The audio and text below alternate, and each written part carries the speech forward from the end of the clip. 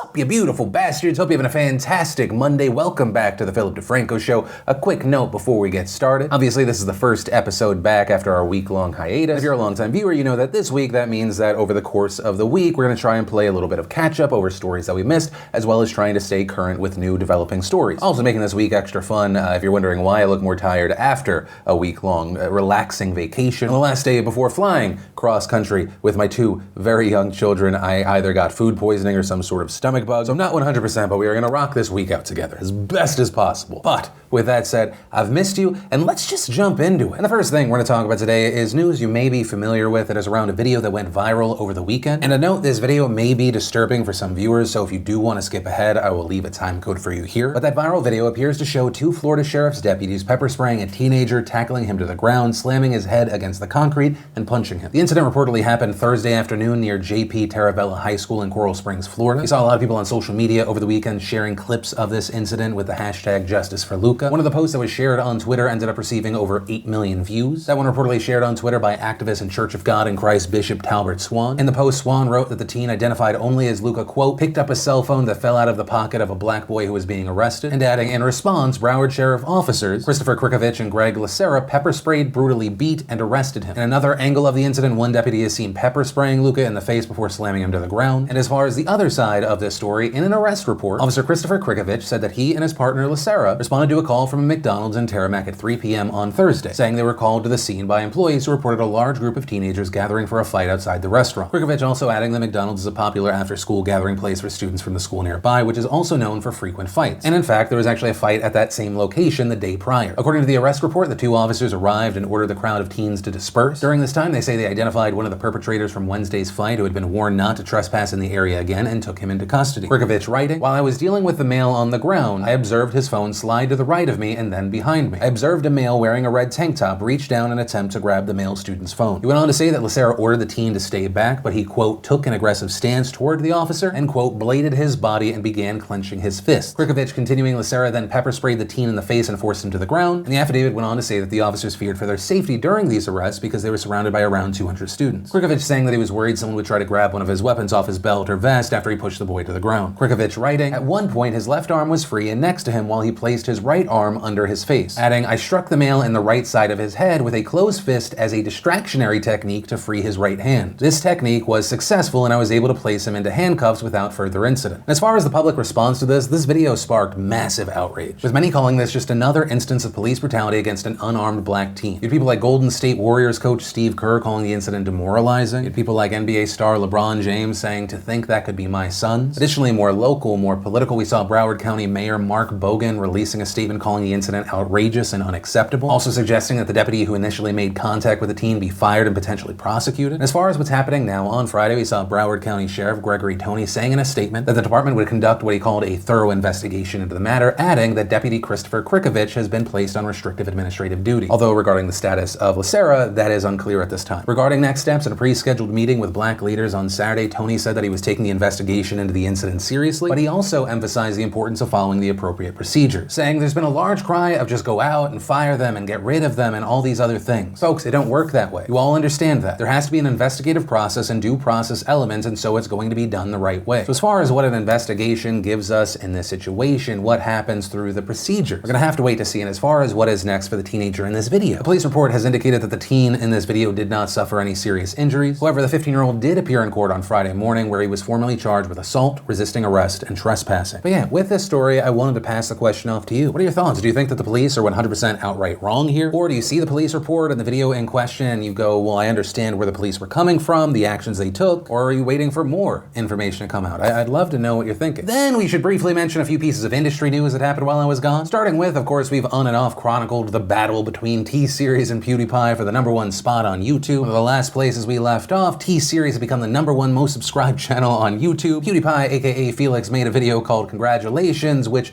sounded initially like a hey congratulations, but also was a diss track. Funny enough, that video ended up knocking him back into the #1 most subscribed spot. But while I was gone, the law got involved. Reportedly, the Indian High Court blocked 2 diss tracks that Felix made against T-Series. T-Series reportedly filed a complaint. That complaint was upheld by a court justice who said the tracks were, quote, abusive, vulgar, and also racist in nature. And to that, I would say congratulations to India for making VPNs more popular in your country. And you know, on that note, I think really, if anything, the censorship of these videos, if it accomplishes anything, is that it gets more press coverage and it makes it more likely that people are going to go out, seek out these videos, find these videos. More likely than not, more people are going to find out about the accusations that are kind of jokingly mentioned in congratulations. While there are also other bits of industry news, one that really caught my eye was around Susan Wojcicki. It's been a really interesting week, and it makes me wonder if we're about to see something new. And the reason I say that is in the past week, we saw the New York Times put out a profile on the CEO of YouTube, and in that same week, it appeared that she made the time and made good on her promise to talk to Shane Dawson, who of course is one of the most notable creators on the platform right now. Shane, and in no way is he alone in this, a lot of people have done so, but he tweeted out critically of the trending tab on YouTube. That then led to a back and forth between he and Susan. And on Twitter, we saw that not only did she meet Shane Dawson, but she also met with James Charles, both saying they had conversations around the issues, ideas, answering questions. As of right now, it is unclear if this is going to be for videos. I personally hope so, because if you're kind of just talking to one another off camera, I think that's solid. But obviously, one of the perceived benefits of talking to some of your largest creators on the platform is hopefully that they use their audience that they have on your platform to spread what you're trying to explain. So hopefully we see that in video form. Hopefully, if there are videos, there is some kind of putting feet to fire. But really, more and more I see top YouTube executives actually utilize the community that they have on the platform. I think it's great. But we'll have to wait to see how this develops. But from that, I want to share some stuff I love today, and Today in Awesome brought to you by Beautiful Bastard. And Beautiful Bastard, for those that don't know, is my premium hair care line. We've initially launched with high quality pomades, beard oils. They smell so damn good, we've turned some into candles. We use fantastic quality ingredients that are ethically sourced, cruelty free. It's all handmade in the United States. The pomades I personally trust in my hair every single day. Today I'm using the Clay Matte pomade for kind of a more natural look. If I'm looking for a little shine, a harder hold, I end up using the Golden Amber. And the beard oil, while I cannot personally use it, has been praised by those follically gifted. But I push this today not to just do a regular push. With a high quality product that has a higher quality price, I know that it's a hurdle for some people. Right? A lot of you probably have a similar experience to what I've had over the past 15 years. Right, at the supermarket, I'll buy whatever mass-produced thing that says that it does a good job. Maybe it dries out, it looks like it got dandruff, or maybe it's something close to works, but because it's a certain type of product, you have to apply it multiple times throughout the day. With Beautiful Bastard, I get the hold, the look that I want all day. And so that's why today I'm announcing the Beautiful Bastard Challenge. For the next 36 hours, if you go to beautifulbastard.com, you enter in code BBC, which only stands for Beautiful Bastard Challenge. Don't Google it. You will get 25% off. Given what that does to our margins, it is incredibly unlikely that we'll be able to do something like this again. But yeah, if you've been thinking about getting it for you or maybe snagging it for a friend, I'd recommend getting it now. Also, same as whenever we've done any pushes, it is first come, first serve. If the number of orders get out of hand, we'll either have to stop or then switch over to a pre-order. So really, time is of the essence. So go to beautifulbastard.com, use code BBC for 25% off, and yeah, snag it while you can. And the first bit of awesome is just a quick reminder. Last week, while there was no Philip DeFranco show on this channel, we did upload 2 previously recorded solo focus videos. If you haven't seen those yet, after today's show, you're not 100% filled in, be sure to check that or anything else out with the links down below. Then we got another video for Detective Pikachu, thanks to Ryan Reynolds on his YouTube channel. And I say pretty much every time, I don't know if there's another actor that could make me as excited for this movie. Then How to Make Everything gave us Can You Turn Beans into Jelly Beans? Ted Ed gave us The Hidden Network That Makes the Internet Possible. We had Bill Hader taking a quiz about true crime, which, by the way, if you haven't watched Barry, I highly recommend it. It's definitely an odd mishmash of genres, but that's also what makes it interesting. GameSpot gave us How God of War's most impactful moment almost didn't happen. And the final bit of awesome is we had Lil Dicky giving us an Earth Day music video. And if you want to see the full versions of everything I just shared, the secret link of the day, really anything at all, links as always are in the description down below. And then let's talk about the wild international update about a story that you are definitely 100% aware of because you're a beautiful bastard who obviously watches all of our videos. The results for the presidential election in Ukraine is here. If you're not familiar, a quick TLDR.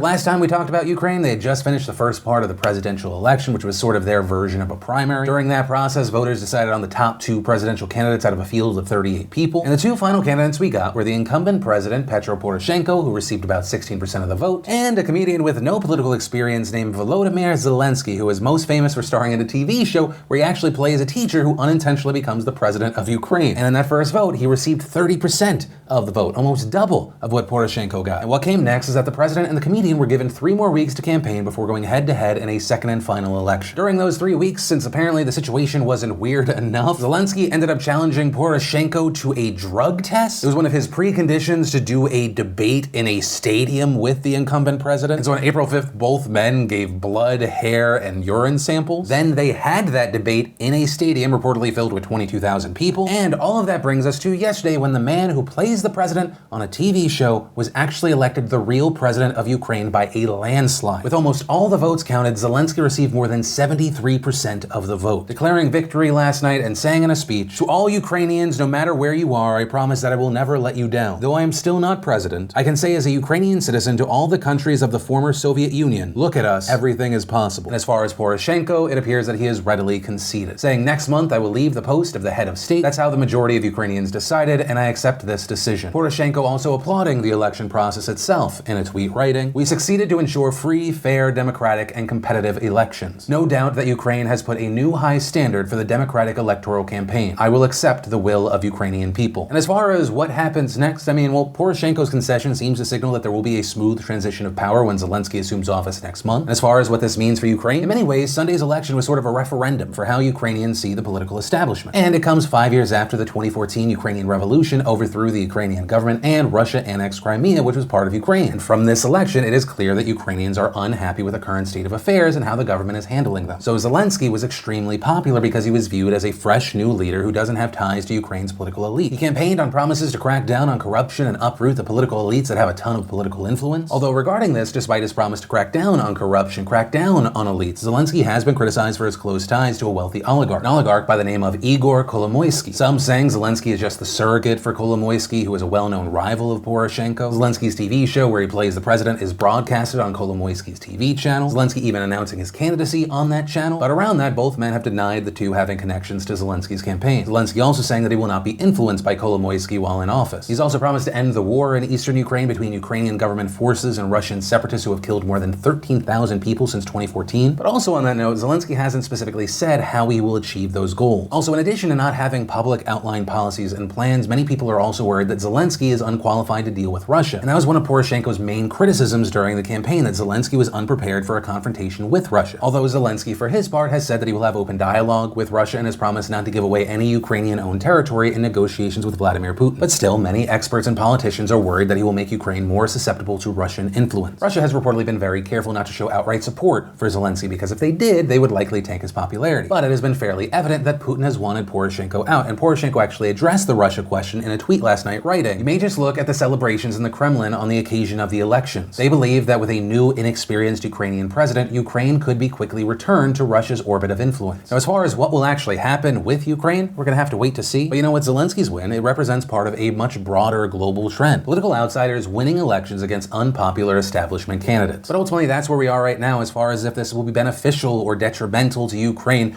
or just the region in general. It will be very interesting to see. And with that said, I do want to pass the question off to you. What are your thoughts on Zelensky specifically, or someone like Zelensky being voted into office? Are you in the camp that it is just outright ridiculous, or no, you think it speaks to people just wanting change that much? Do you feel like it's never been more evident that the political election process is just a very weird popularity contest? Are you concerned that there are not public outlined plans and they're just kind of these ideas of where we want to move forward? Any and all thoughts on this, I'd love to hear from you. And unfortunately, the last thing we're going to be talking about today is this just devastating news coming out of Sri Lanka. As of recording this video, 290 people are dead and more than 500 others were injured after a series of bombings in the country yesterday. Reportedly, there were at least 8 attacks, 4 of which were in hotels in Colombo, the country's capital. There was also one at a housing complex in Colombo, and there were 3 in churches that were targeted during Easter Sunday Mass. And the churches that were attacked were spread out, one in the capital city and the other 2 being in Batticaloa and Negombo. And for reference, before moving forward, Christianity is actually a relatively small religion in Sri Lanka, and only about 1.5 of its 21 million residents practice it. As of right now, authorities haven't said how many casualties and fatalities occurred at each specific location, and information is now just starting to come out about the victims, most of whom were reportedly local to Sri Lanka. However, at least 39 foreigners were killed. As far as who did this, police believe that all the bombings were carried out by suicide bombers, and they're saying they also believe that a local extremist group called National Tawhid Jamaat, or NJT, that they are behind the attacks, but as of right now, no group has actually claimed responsibility yet. In addition to finding 87 detonators in a bus station in Colombo, there have also been 24 people arrested in connection to these events. And we're also seeing that a team from Interpol is being sent to Sri Lanka tomorrow to investigate these attacks. As of right now, there are still a lot of questions surrounding these attacks, and these questions mainly surround the warnings that police allegedly received in the 2 weeks leading up to them. We had a spokesperson from the Sri Lankan government saying that they received several warnings, specifically citing potential church bombings being conducted by NJT. That information reportedly even included the names of suspects. According to reports, those warnings were passed on to relevant areas of the police department and security forces, but not the Prime Minister or his cabinet. And around this, authorities say they didn't take any action against the group, but it is unclear if they took any other separate precautions. And around that, Rajita Sinaratna, a government spokesperson, said that they would be looking into the government's failure to respond, adding, "We saw the warnings and we saw the details given. We are very, very sorry. As a government, we have to say we have to apologize to the families and the institutions about this incident. We also had authorities saying that the warnings leading up to this series of bombings indicated attacks on a much smaller scale, with Sri Lanka's defense secretary telling BBC they never indicated it was going to be an attack of this magnitude. They were talking about isolated 1 or 2 incidents, not like this, noting that NJT is a small and newer group primarily known for having anti-Buddhism beliefs. Buddhism being the most popular religion in Sri Lanka, NJT has been linked to vandalism and destruction of Buddhist statues in the country, but they haven't had a reputation for carrying out attacks on this level, and because of this, some officials, including Saratna, believe that a larger international network must also be behind it. Also, the government has taken several steps to prevent any potential follow-up attacks. A curfew has been imposed in Colombo from 8 p.m. to 4 a.m. This curfew was applied yesterday, it's still in place today. Right now, it is unknown how much longer it will last. The government has also shut down several social media apps. A notice on the government's news site specifically says that Facebook and Instagram will be blocked, but several users have also reported not being able to use messaging apps like WhatsApp and Viber as well. In their statement, they say this is because false news reports were spreading through social media, also saying that users will have access to these sites again when investigations into the explosions are completed. Along with this, Viber tweeted out encouraging users to only believe information from sources that they knew were reliable. But you have people in Sri Lanka saying the social media block is causing problems. As this is a time when many people need to communicate with friends and family and update people on their safety, all of a sudden they don't have that avenue. And so as of right now, that's where we are. Of course, remember, this is still a developing situation. One of the main things here is hopefully we do find out more information of who is responsible so they can be held accountable. With a story like this, it is just so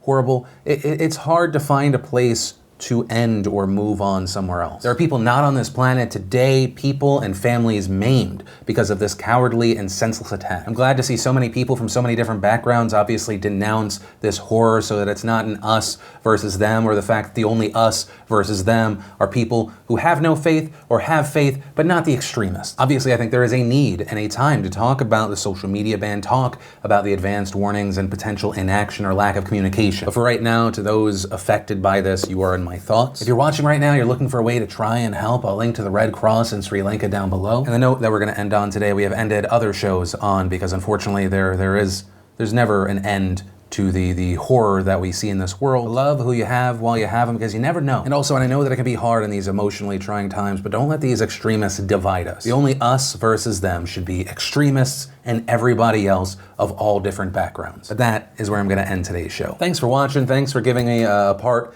of the day in your life. Kind of on a personal note, having recently taken more and more of just kind of a break away from social media, more and more the internet, I realize how appealing it is to kind of disconnect from what is happening in the world around you and to be somewhat ignorant. You know, something I've realized is just removing yourself completely ends up turning you into this bystander of life. So I just want to say I really do appreciate those of you that include me in the way that you consume news from the world. But yeah, with that said, of course, as always, my name's Philip DeFranco. You've just been filled in. I love yo faces, and I'll see you tomorrow.